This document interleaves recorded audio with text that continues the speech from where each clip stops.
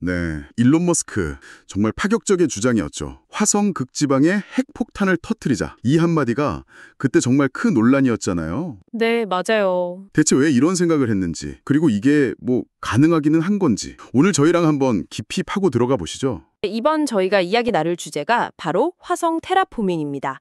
아시다시피 화성은 지금 상태로는 인간이 살기엔 너무 춥고 척박하죠. 그렇죠. 이 붉은 행성을 언젠가는 사람이 숨쉬고 살 수 있는 곳, 뭐랄까, 제2의 지구처럼 만드는 그런 거대한 계획을 보통 테라포밍이라고 부르는데요. 네네. 특히 오늘 저희는 그 머스크의 핵 사용 아이디어, 여기에 대한 과학계의 좀 냉정한 평가, 그리고 현실적인 대안들은 뭐가 있는지, 또 왜 우리가 이렇게 많은 행성 중에 유독 화성에 집중하는지, 이런 부분들을 좀 중점적으로 다뤄보려고 합니다. 네, 저희가 참고한 자료는 화성 테라포밍 핵 대안 논쟁 이라는 글에서 가져온 내용들이고요. 이걸 바탕으로 해서 당신께서 이 복잡하면서도 또 되게 흥미로운 주제의 핵심을 좀 명확하게 잡으실 수 있도록 저희가 도와드리는 게 목표입니다. 그렇죠. 머스크 아이디어는 정확히 뭐였고 또 어떤 과학적 난관이 있었는지, 그럼 다른 방법은 없나? 그리고 이 모든 논의가 우리에게 던지는 더 근본적인 질문은 뭘까? 이런 것들을 한번 같이 파헤쳐 보자는 거죠. 자, 그럼 이제 한번 화성으로 떠나는 상상의 여정을 시작해 볼까요? 좋습니다. 자, 일론 머스크. 그의 아이디어. 정말 SF 영화 같은 상상력인데요. 화성에 그 양극단 있잖아요. 두꺼운 드라이 아이스로 덮인 곳. 거기에 핵무기를 막 터트리자는 거죠. 네, 맞습니다. 그 아이디어의 핵심은 속도에 있었어요. 빠른 테라포밍, 이걸 목표로 한 거죠. 빠른 테라포밍. 네, 핵폭발이 일으키는 그 엄청난 열로 극관의 드라이 아이스, 그러니까 고체 이산화탄소죠. 이걸 대량으로 기화시켜서 대기 중으로 쫙 방출하자는 겁니다. 아, 그 이산화탄소가 온실가스 역할을 하니까. 그렇죠. 아주 강력한 온실가스니까 이걸로 아주 짧은 시간 안에 화성 전체 온도를 극적으로 확 높일 수 있다. 뭐 이런 계산이었던 거죠. 마치 그 얼어붙은 행성의 온도 조절 스위치를 핵폭탄으로 그냥 단번에 팍 켜버리겠다. 약간 이런 느낌이네요. 네, 비유가 적절하네요. 수십억 년 잠들어 있던 화성 기후 시스템을 그냥 강제로 깨워서 우리 인류에게 필요한 환경을 만들겠다. 뭐 이런 건데 그의 입장에서는 어쩌면 인류 문명 생존이라는 더 큰 목표 이런 거 앞에서는 핵 사용의 위험성이나 뭐 윤리적 논란 같은 건 좀 부차적인 문제라고 봤을 수도 있겠어요? 네, 그럴 수 있죠. 느리고 뭐 불확실한 것보다는 빠르고 확실한 결과를 원했던 걸 수도 있고요. 바로 그 지점에서 이제 과학계의 반응은 매우 차가웠습니다. 자료에서도 명확히 지적하는데 머스크 제안은 흥미로운 사고 실험일 뿐이다. 과학적 현실성은 거의 없다. 뭐 이런 평가가 지배적이었죠. 아, 그냥 위험해서 반대한 게 아니었군요. 네, 그의 구상이 왜 현실성에 떨어지는지 몇 가지 좀 핵심적인 이유들이 있어요. 어떤 문제들이 있었던 건가요? 그렇죠. 기술적인 문제가 생각보다 훨씬 컸던 건데요. 첫째는 핵폭발로 기화시킬 수 있는 드라이아이스의 총량 자체가 생각보다 훨씬 적다는 계산 결과가 나왔어요. 아, 양이 부족하다? 네, 그러니까 화성 온도를 의미 있는 수준으로 올릴 만큼, 즉 강력한 온실 효과를 낼 만큼 충분한 양의 이산화탄소를 대기로 방출하는 것 자체가 어렵다는 거죠. 그리고 두 번째, 설령 어떻게든 많은 양의 이산화탄소를 방출시킨다 하더라도 화성 중력이 지구의 한 38% 수준밖에 안 되거든요. 네. 매우 약해요. 예, 약하죠. 이 약한 중력이 기껏 방출시킨 그 이산화탄소 가스들을 제대로 붙잡아두질 못하고 상당량이 그냥 우주 공간으로 슝 하고 흩어져 버릴 가능성이 크다는 거죠. 밑 빠진 독에 물 붓기네요, 그럼. 그렇죠. 그런 셈이죠. 애써 만든 대기가 그냥 다 날아가 버릴 수 있다는 거예요.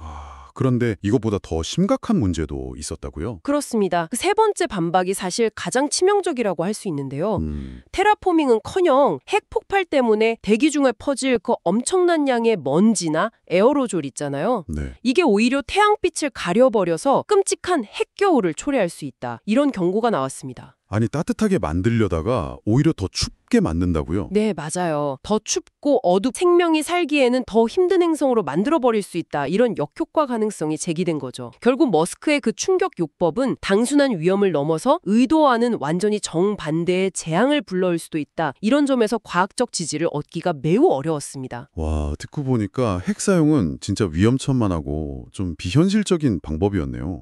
그럼 과학자들은 어떤 대안들을 생각하고 있을까요? 이걸 포기할 수는 없을 텐데. 물론이죠. 핵폭탄 석탄 같은 그런 극단적인 방법 말고 훨씬 더 점진적이면서 지속 가능한 그런 접근법들이 논의되고 있습니다. 바로 이런 핵 사용 방식의 한계랑 위험성 때문에 과학계는 훨씬 더 안전하고 좀 장기적인 대안들에 주목하고 있는 거죠. 네. 근데 이 대안들의 공통적인 목표는 같아요. 어떻게든 화성의 그 얇은 대기압을 높여서 온도를 좀 올리고 표면에 액체 상태 물이 존재할 수 있는 환경, 이걸 만드는 겁니다. 어떤 구체적인 방법들이 있을까요? 궁금한데요. 대표적으로 미 항공우주국 나사에서 꽤 진지하게 검토했던 아이디어가 하나 있습니다. 뭐냐면 화성이랑 태양 사이의 어떤 특정 지점, 보통 라그랑주 L1 지점이라고 부르는데요. 거기에 거대한 인공 자기장 발생 장치를 설치하자는 거예요. 인공 자기장이요?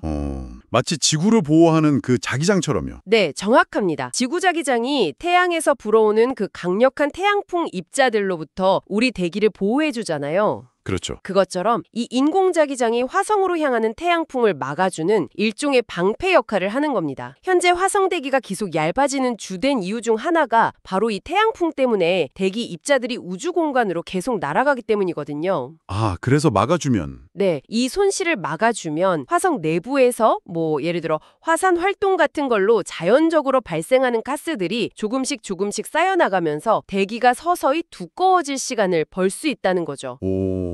실제로 나사 시뮬레이션 결과를 보면 이 방법만으로도 장기적으로 화성 대기압이 지금의 한 2배 정도로 증가하고 평균 기온도 약 4도 정도 올라가는 효과를 기대할 수 있다고 합니다. 와우. 훨씬 덜 파괴적이네요. 그리고 어떻게 보면 화성 스스로 좀 회복할 시간을 벌어주는 좀 더 자연 친화적인 방법 같기도 하고요. 다른 종류의 아이디어도 있겠죠, 근데. 네네, 있습니다. 생명공학 기술을 활용하는 방안도 있어요. 유전자 조작 같은 걸 통해서 화성의 그 극한 환경 있잖아요. 낮은 온도, 높은 방사선 환경. 여기서도 살아남을 수 있도록 개량된 어떤 특수 미생물이나 이끼류 같은 생명체.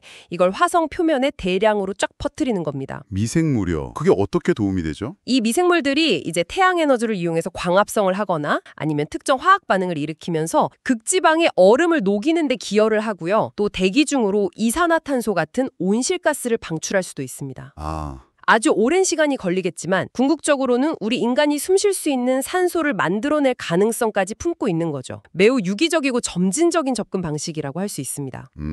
조금 더 고전적인 공학 기술, 이런 걸 활용하는 방법은 없을까요? 물론 있습니다. 아주 거대한 거울을 우주 공간, 그러니까 화성 궤도에 여러 개 띄우는 거예요. 그래서 태양빛에 반사시켜서 특정 지역, 예를 들면 얼음이 많은 극관이라든지 특정 분화구 같은 곳에 집중적으로 비추는 거죠. 궤도 거울 아이디어라고 하는데요. 돋보기처럼요? 그렇죠. 돋보기로 햇빛 와서 종이 태우듯이 태양 에너지를 한 곳에 모아서 온도를 높여 얼음을 녹이고 그 과정에서 이제 물이랑 이산화탄소를 방출시키는 그런 방식입니다. 야, 들어보니까 핵폭탄 투하랑은 정말 결이 다르네요. 접근법들이 장단점이 확실히 갈릴 것 같아요. 맞습니다. 이 대안들을 그 핵 제한하고 비교해보면 핵심적인 차이가 딱 드러나는데요. 자기장 방패나 미생물, 궤도 거울 같은 방법들은 핵 사용과 비교했을 때 지구와 인류에게 재앙적인 위험을 초래할 가능성이 훨씬 낮죠. 네, 안전하죠. 그리고 환경적으로도 덜 파괴적이고 이론적으로는 지속 가능하다는 아주 큰 장점이 있습니다. 그런데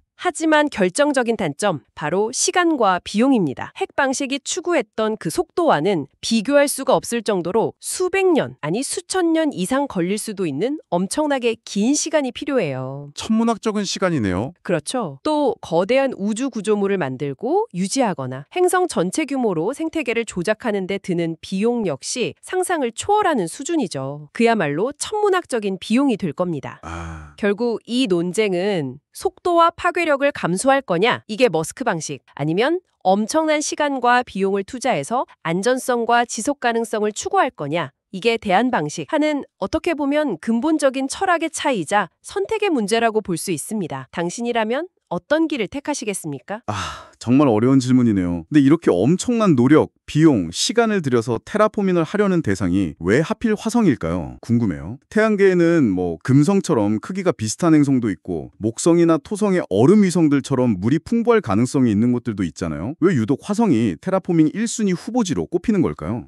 그거 아주 좋은 질문입니다. 화성이 가진 몇 가지 좀 독특한 매력 포인트가 있기 때문인데요. 첫째는 지구랑 놀랍도록 유사한 하루의 길이, 그리고 계절 계절의 변화입니다. 하루 길이와 계절. 네, 화성의 자전 주기가 약 24시간 37분 정도거든요. 지구의 하루 약 24시간이랑 거의 같아요. 와, 정말 비슷하네요. 네, 게다가 자전축 기울기도 지구 약 23.5도랑 비슷한 약 25도라서 지구처럼 뚜렷한 사계절 변화를 경험할 수 있습니다. 만약 미래의 인류가 정착한다면 생체 리듬이라든지 농업 같은 거에 있어서 지구가 가장 유사한 환경 조건을 제공한다는 건 엄청난 이점이죠. 그렇죠. 인간이 적응하기에 심리적으로나 생리적으로 가장 좀 편안함을 느낄 수 있는 환경이다. 이런 거군요. 거리사계의 이점도 무시 못하겠죠. 맞습니다. 그게 두 번째 이유인데요. 상대적으로 가까운 거리. 물론 우주적 스케일에서 가깝다는 표현이긴 하지만요. 네. 현재 인류 로켓 기술로도 가장 가까울 때를 기준으로 하면 약 5개월에서 6개월 정도면 도달할 수 있는 거리입니다. 이게 목성이나 토성 같은 외행성으로 가는데 수년씩 걸리는 거랑 비교하면 훨씬 현실적인 목표죠. 훨씬 가깝네요. 상대적으로. 네, 탐사선 왕복이나 물자 보급, 나중에 유인 탐사까지 생각하면 접근성이 좋다는 건 매우 중요한 요소입니다. 그리고 마지막으로 아마 이게 가장 결정적인 이유일 텐데 바로 물의 존재입니다. 아, 물. 네, 과거 화성 표면에 강이 흐르고 호수가 있었던 명백한 지질학적 증거들이 발견됐을 뿐만 아니라 현재에도 극지방의 거대한 얼음층, 그러니까 수빙이죠. 그리고 지표면 아래의 넓은 지역에 상당량의 얼음 형태 물이 존재한다는 사실이 계속 확인되고 있습니다. 네네. 물은 아시다시피 생명 유지의 필수 조건이고 또 테라포밍의 가장 중요한 원료잖아요. 그래서 화성에 물이 있다는 사실 자체가 테라포밍 가능성을 높이는 핵심적인 요인인 겁니다. 듣고 보니까 확실히 화성이 매력적인 후보지인 건 분명해 보이네요. 근데 아무리 지구랑 닮은 점이 많다고 해도 화성은 여전히 인간이 살기에는 너무너무 가혹한 환경이지 않습니까? 장밋빛 미래만 그리기엔 넘어야 할 산이 너무 많아 보이는데요. 정확하게 보셨습니다. 바로 그 점이 우리가 놓치면 안 되는 핵심입니다. 화성이 태양계 내에서 지구와 가장 비슷한 행성이라는 거지 결코 제2의 지구가 될 준비가 되어 있다 이런 의미는 아니거든요. 그렇죠. 현실적으로 화성의 대기압은 지구의 1%에도 미치지 못할 정도로 극도로 희박합니다. 인간은 우주복 없이는 눈 깜짝할 사이에 기절하고 혈액이 끓어오를 정도죠. 평균 기온은 영하 63도에 달하는 혹한의 환경이고요. 얇은 대기랑 약한 자기장 때문에 태양과 우주에서 쏟아지는 그 치명적인 방사선에 그대로 노출되어 있습니다. 그야말로 극한의 불모지네요. 인간의 몸이 도저히 견뎌낼 수 있는 환경이 아니네요. 그렇죠. 우리 몸은 수백만 년 동안 지구의 일주의 중력, 풍부한 산소, 적절한 기온과 기압, 그리고 강력한 자기장 보호 아래에서 살아가도록 완벽하게 진화했잖아요. 네. 화성으로 이주한다는 건 단순히 다른 대륙으로 이사가는 차원의 문제가 아닙니다. 인간의 신체 자체가 화성의 그 낮은 중력, 방사선 환경에 어떻게 적응할지, 혹은 적응 못하면 어떤 의학적, 공학적 보조가 필요할지부터 시작해서 우리가 건설할 사회, 문명 전체를 지구와는 완전히 다른 환경 조건에 맞춰서 근본적으로 재설계해야 하는 엄청난 도전을 의미합니다. 와. 이게 바로 중요한 질문을 던지게 하는 거죠. 과연 우리 인류는 단순히 기술적인 문제를 넘어서 이런 근본적인 변화를 감당할 준비가 되어 있을까요? 화성을 향한 인류의 꿈, 그리고 도전. 그 이면에는 어쩔 수 없이 우리가 지금 살고 있는 이 지구의 현실이 좀 비춰 보이는 것 같아요. 어쩌면 우리가 화성이라는 새로운 가능성에 매달리는 이유가 순수한 탐험 정신 외에도 우리가 발딛고 있는 이 행성이 더 이상 안전하지 않다. 이런 불안감 때문일 수도 있겠다. 이런 생각도 드네요. 네, 자료에서도 바로 그 점을 아주 날카롭게 지적하고 있습니다. 일론 머스크가 핵폭탄 사용이라는 그런 극단적인 아이디어까지 제시한 배경에는 인류의 모든 달걀을 지구라는 단 하나의 바구니에 담아둘 수는 없다는 어떤 절박한 인식이 깔려 있다는 분석이에요. 아, 보험 같은 거군요. 그렇죠. 그의 관점에서 보면 기후변화의 위협, 잠재적인 핵전쟁 가능성, 언제 지구를 덮칠지 모르는 소행성 충돌, 이런 인류 문명을 한순간에 멸망시킬 수 있는 위험 요소들이 너무 많다는 거죠. 네. 따라서 화성은 인류 문명 생존을 위한 일종의 보험이자 백업 드라이브 역할을 해야 한다. 이런 논리입니다. 어쩌면 그에게 지구는 이미 좀 지속 가능성에 대한 의문보호가 찍힌 약간 시한부 행성처럼 보였을지도 모릅니다. 하지만 바로 그 지점에서 새로운 터전을 마련하기 위해서 또 다른 행성을 우리 마음대로 바꾸고 심지어 파괴적인 방법을 동원하는 게 과연 윤리적으로 정당한가 하는 좀 무거운 질문에 딱 부딪히게 되네요. 맞습니다. 잔료는 그래서 새로운 행성을 정복하기 위해 파괴를 선택하는 것이 과연 정당한가? 이런 근본적인 물음을 던집니다. 이미 우리 스스로 지구 환경을 심각하게 훼손시킨 경험을 가진 인류가 이제 막 발을 디디려는 다른 행성에 가서 또다시 핵무기 같은 파괴적인 수단을 사용하는 것이 과연 책임 있는 행동이냐? 이런 성찰을 요구하는 거죠. 네. 이건 어쩌면 기술의 힘을 너무 과신하는 인류의 오만함일 수도 있고, 혹은 과거 식민지 개척 시대의 그런 정복주의적 사고방식이 우주로 확장되는 건 아닌가 하는 경계심을 드러내는 것일 수도 있습니다. 만약 우리가 지구에서 겪고 있는 문제들, 예를 들어 환경 파괴나 자원 고갈 문제, 이런 거에 대한 근본적인 해결 없이 그냥 기술적인 힘만 믿고 화성으로 간다면 결국 그곳에서도 비슷한 역사를 되풀이하게 될 거다. 이런 비판도 가능하겠군요. 네, 자료는 바로 그 점을 우려하면서 똑같은 파괴의 역사를 반복할 뿐이라는 아주 강력한 경고를 보냅니다. 그러면서 동시에 인류는 다른 무엇보다 먼저 지구를 구하기 위해 필사적으로 노력하고 헌신해야 한다. 우주 그 어디에도 우리가 아는 한 지구와 같은 곳은 없다고 강조하고 있어요.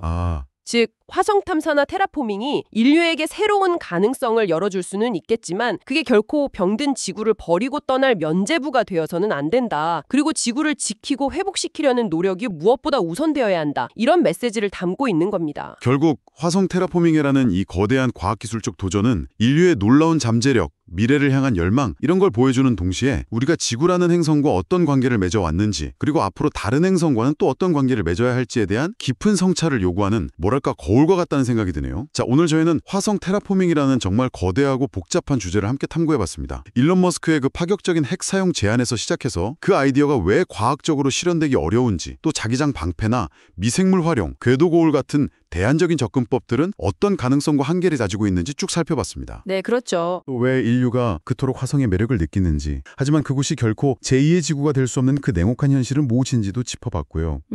결국 이 모든 논의는 단순히 기술적인 차원을 넘어서서 인류의 생존 전략, 미래를 바라보는 관점, 그리고 우리가 다른 행성과 맺어야 할 관계에 대한 근본적인 질문들을 던지고 있다는 것을 확인할 수 있었습니다. 빠른 변화를 위한 파괴적 혁신이냐, 아니면 느리지만 신중한 지속 가능성이냐, 이 사이의 팽팽한 긴장감, 당신은 어떻게 느끼셨나요? 마지막으로 당신께 생각해볼 질문 하나를 던지면서 마무리할까 합니다. 오늘 우리가 살펴본 자료의 마지막 부분은 이런 질문을 남기거든요. 인류는 과연 화성이라는 새로운 세계로 나아갈 준비가 되었는가? 준비? 네, 여기서 말하는 준비는 단순히 화성에 도달하고 기지를 건설할 그런 기술적인 능력만을 의미하는 건 아닙니다. 오히려 윤리적으로 또 정신적으로 우리는 이 거대한 도전을 책임감 있게 수행할 준비가 되었는지를 묻고 있는 것이죠. 자료는 이렇게 묻습니다. 붉은 행성에 발을 딜 미래의 인류는 과연 새로운 문명을 꽃피울 구원자일까? 아니면 지구에서의 파괴적인 습성을 그대로 옮겨가는 또 다른 재앙의 씨앗일까?